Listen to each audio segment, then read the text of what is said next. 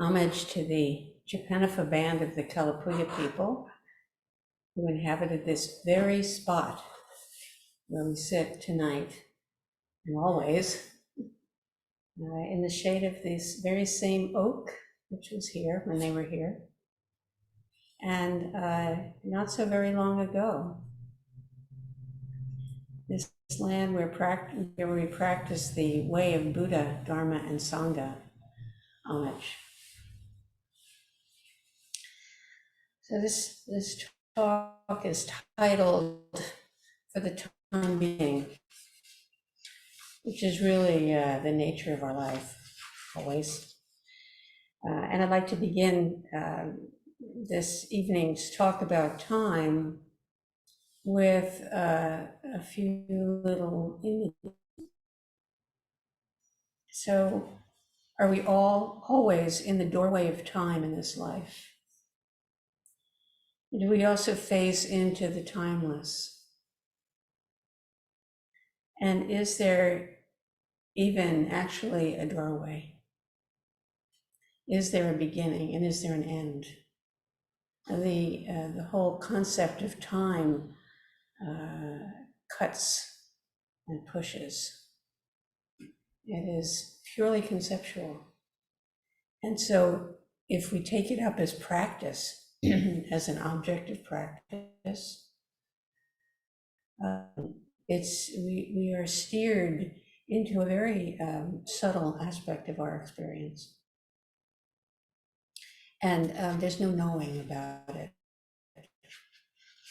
That's one of the beauties of taking this up, is there's nothing to know. There's just the experience itself. So in Dogen Zenji's fascicle on being time, he states, "For the time being, I stand astride the highest mountain peaks. For the time being, I move on the deepest depths of the ocean floor. For the time being, I'm 3 heads and 8 arms. For the time being, I'm 8 feet or 16 feet. For the time being, I'm a staff or a whisk. For the time being, I'm a pillar or a lantern." Each of these are koans to take up and to say, how does this show up in the immediate moment of my own life? So this week in Sesshin, we're going to be taking up the study of all of our impressions of time. We don't usually look at this element in our experience. I've never been to a retreat where it was mentioned particularly, except to admonish us to keep the schedule, to be on time. So in his fascicle on time, on being time, Dogen Zenji says that time is just what is, just as it is. It's almost too simple to get cognitively. Time is just what is. Being is one and the same as time. Time is an ocean of subjectivity within which the fishes of words, of meanings, thoughts, and sensations, all aspects of mind, swim.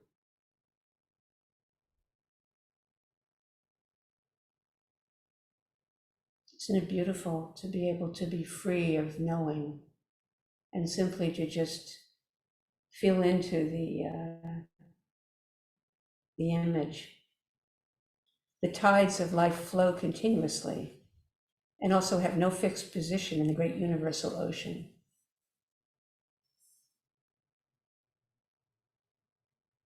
What is outside of time? Is there anything outside of time? So I'd like to take up a bit of the poetics of time. the subjectivity that makes up an experience of being an individual. Zen practice is all about subjectivity. And we are constantly pointed to our subjective experience. There's nothing of our life outside of our subjective experience, actually.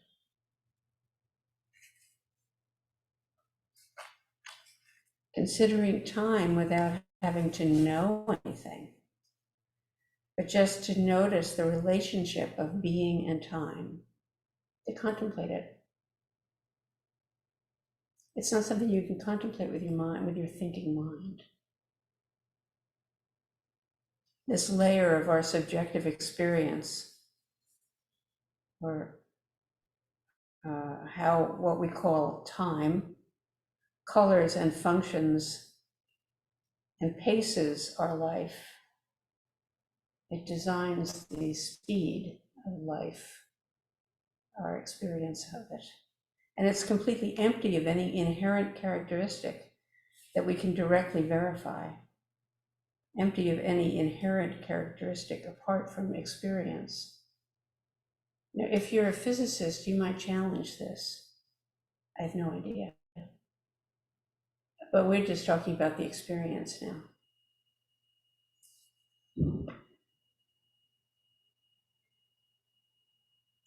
We measure with our devices, clocks, schedules, but this is a narrow slice of subjective experience.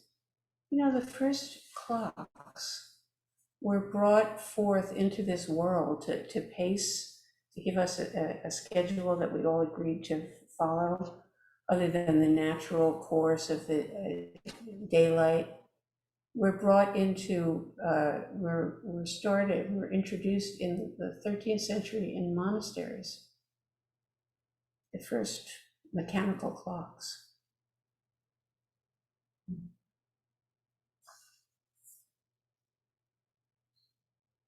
So we're usually run by our technology and regulated away from our own body time in a certain way.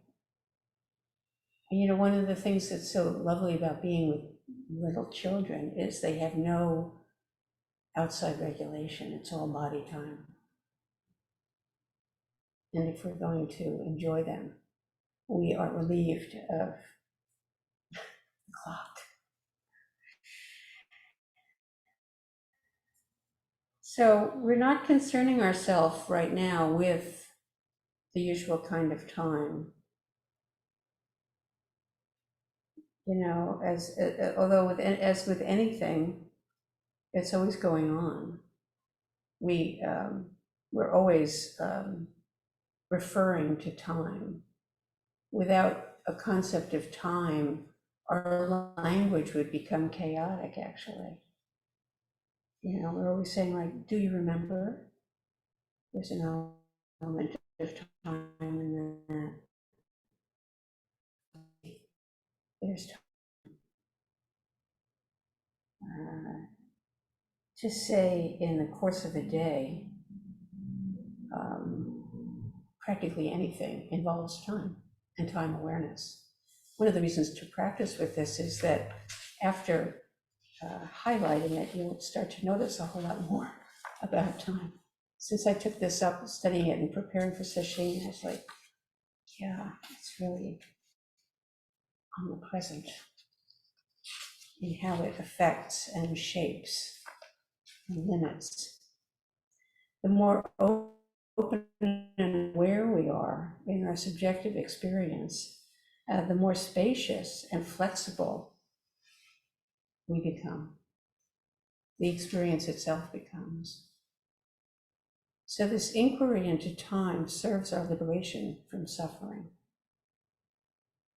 Slowly but surely, even there, it's a time reference. Slowly but surely. Becoming aware of the experience that we awaken to about being time is a gift of practice. Being time.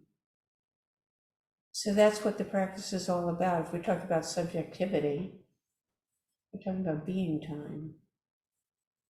Sometimes we step to the side of our conventional assumptions and meanings, and we can appreciate the wonder of how sometimes an hour goes by in a flash. Do you have that experience? It's like, what happened? I had that tonight with a sit. I couldn't believe it when the bell rang. You sure it was a half-hour sit? Depending on the particular condition of our attention. And sometimes a minute behaves like an hour. You ever have that experience?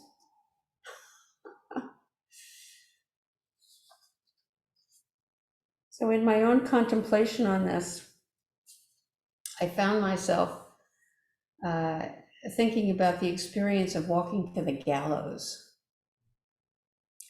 and how each minute detail in a situation like that, if I put myself on the path to the gallows, is so precious.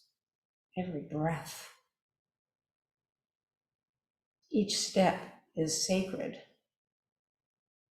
is outside of time. Only this step, never again. Very clear, never again. Never before have I taken this step.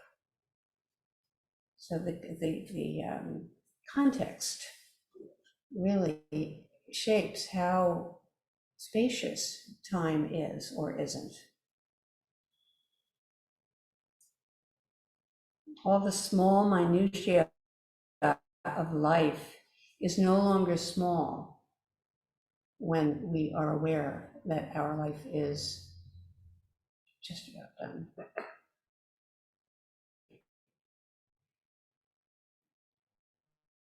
No longer small, and all the minutiae is also not even large.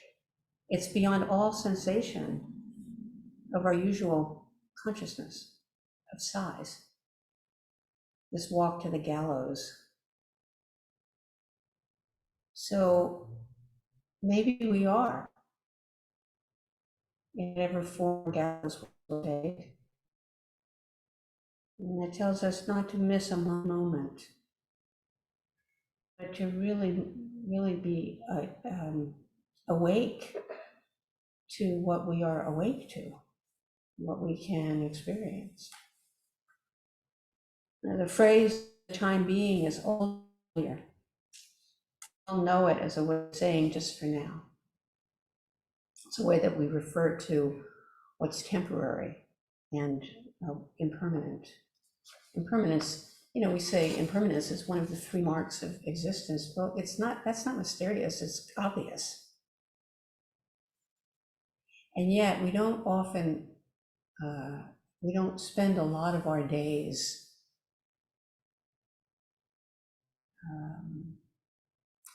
infused with awareness of impermanence. It marks all dharmas, all forms, thoughts, memories, impulses. That's the formless. For the time being, it's a reference to conventional time. When we say, oh, for the time being, we're really in conventional mind, which we all agree on to be, is real. We believe it to be real. We behave in hours and minutes and weeks and seasons. I believe it. It's obvious. So time is real. And it's also formless, open. We all experience the pressure of time, the stress of the schedule that's full or even overfull. And at a certain level, a full schedule is stimulating and energy giving. But when expectations, when events, when plans pile up, time piles up, minute upon minute, hour upon hour, and continues to pile up. And when there's no stopping, there's no way for mind and body to just do this one thing wholeheartedly, completely, then what we are doing, what we become, is a devil 12 feet tall with 3 heads and 8 arms. Remember that line? For the time being, I am 3 heads and 8 arms. For the time being, I am 8 feet or 16 feet. We have this experience of self in various ways. The demon takes on a life of its own, apart from our true way. When we're split like this, we're pressed and closed down to our life. So this is another way of looking at what happens when the self is separated from the wholeness of life, the wholeness, the immediacy, the timelessness of time. In a certain way, everything I'm saying is nonsense. I've worked hard to get it to be nonsense. But in another way, it's recognizable. Well, that's true. That's how Zen always feels, I think. So an ancient Buddha said of this condition, for the time being, the word reaches, but the mind does not. That's a really interesting statement. For the time being, the word reaches, but the mind does not. How much life are we living according to the verbiage about the life, and not actually living directly from the source of life? We're acting out someone else's life, someone else's instructions, not our own original instructions. So I came across this wonderful phrase. Some of the tribes of the original peoples talk about the source of true spirit as the original instructions. The original instructions. And so I think of what we're doing in this practice is we are discovering our original instructions, the original instructions that come to us through the suchness of every moment of our life when we are really open.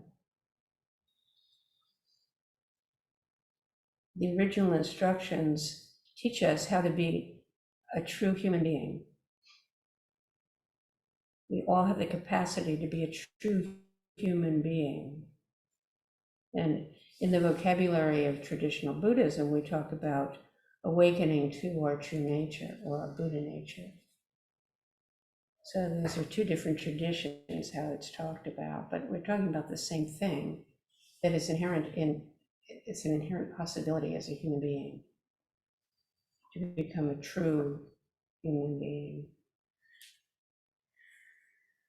And Dogen points to what he calls unobstructed activity. Activity in response to the conditions of our life that's not shoulds, that's not acting out aversion or attraction. Unobstructed activity is accurate. It's exactly what's needed.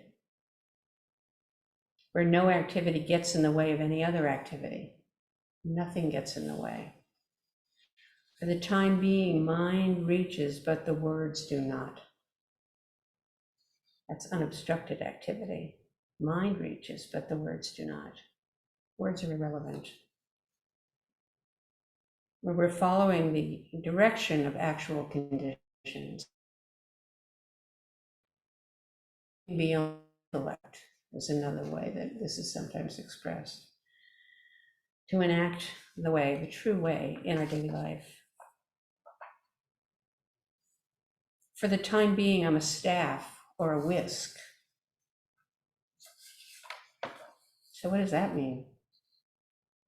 If we pay attention to our daily life and regard this life as a koan, how are you a staff? How is this life a staff?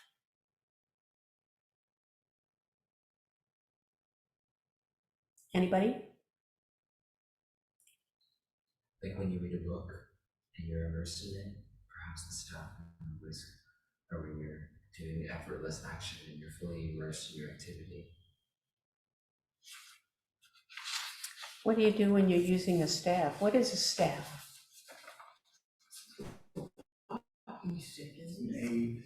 Okay, so let's say it's a walking stick. How are you the walking stick? Anybody here ever use a walking stick? You know, when it's extra, it can be kind of annoying. It can slip around, but it's when you and the walking stick are one, you just go along. You and the trees and the path, all together walking. But not a whisk.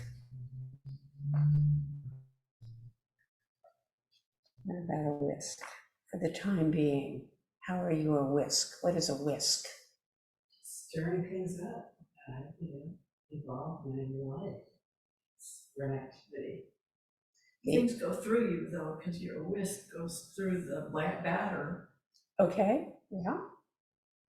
Any other body thing happen there too? I mean, there's no right and wrong. This is just very individual.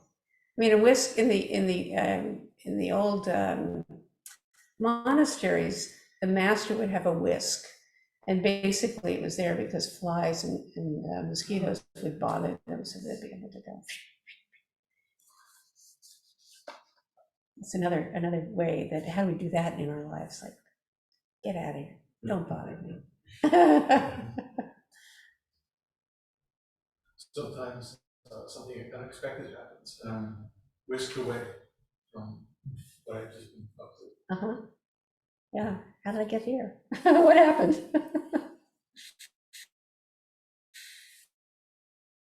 And it's especially like that.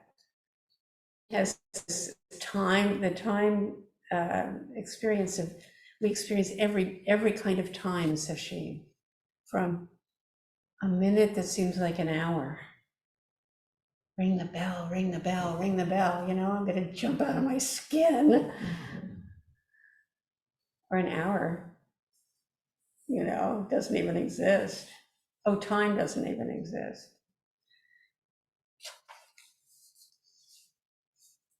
So the hard paths, the times that we need support, the hard, all of the difficulties when we need a staff or a whisk, they teach us how to know without a doubt our way, our own way. Not separate. For the time being, I'm a pillar or lantern. So for the time being, I'm a pillar. Be a pillar. How does that get experienced? Solid, strong, upright. I can be those things to. Can you show us? No words. Show us without words. Pillar. It's not what I'm thinking of. I know you're thinking. Let's see, without thinking, without words, what is a pillar? Anybody? Almost. Almost. Junior? You gotta support. Hello. You're supporting something on your head. Yeah, still separate. So these are actually part of the miscellaneous koans. Be a pillar, be a lantern. We live into it. Koans, we just live into them. The mind is going to come up with immediately language, description, about, And then as you live into it, there's a moment that turns, there's a turning that happens when you realize, oh, what is, oh, yeah, pillar, yeah. Is there a pillar? Are there any pillars at the Zen Center? Look around, consider. So when we're wholeheartedly engaged in our life, we realize the significance of this teaching about being time.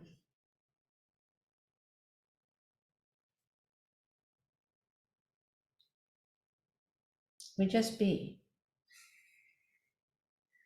So, in a very simple way, sitting in Zazen, it's just sitting, it's being, it's not doing.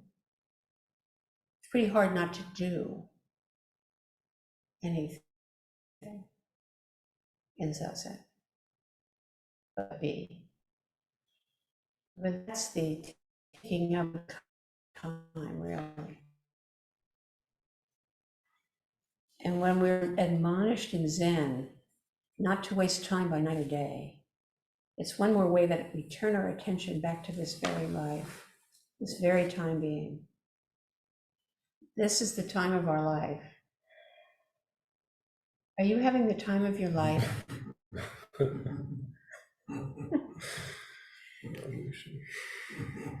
Somebody has called this the festival of the wordless, the time of our life. So let's all discover that as we go forward. Even when things are really bad, this is the time of my life too. Thank you. Page 5.